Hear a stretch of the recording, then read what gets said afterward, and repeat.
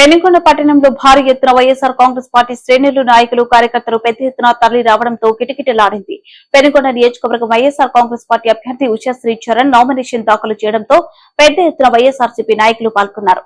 అనంతరం శ్రీ సత్యసాయి జిల్లా పెనుగొండ నియోజకవర్గం వైసీపీ ఎమ్మెల్యే అభ్యర్థిగా మంత్రి ఉషశ్రీ చరణ్ నామినేషన్ దాఖలు చేశారు. పట్టణంలోని వైసీపీ ప్రధాన కార్యాలయం నుండి భారీ ర్యాలీగా ఎన్టీఆర్ కూడలి వద్దకు చేరుకున్నారు. అక్కడి నుండి సబ్ కలెక్టర్ కార్యాలయానికి చేరుకుని నామినేషన్ పత్రాలను ఎన్నికల అధికారికి ఇచ్చారు. అనంతరం మంత్రి ఉషశ్రీ చరణ్ మాట్లాడుతూ రాష్ట్రం బాగుండాలంటే మరొకసారి జగన్ అన్న సీఎం చేసుకోవాలని, అభివృద్ధి అంటే జగన్ అని, జగన్ అంటే అభివృద్ధి అనే నినాదంతో ఎన్నికలకు వెళ్తున్నామన్నారు. ఇప్పటికే వైనాట్ 175 అనే నినాదంతో ముందుకు పోతున్నామని, తమ సంక్షేమ పథకాలే తమను గెలిపిస్తాయని ఆమె ధీమా వ్యక్తం చేశారు.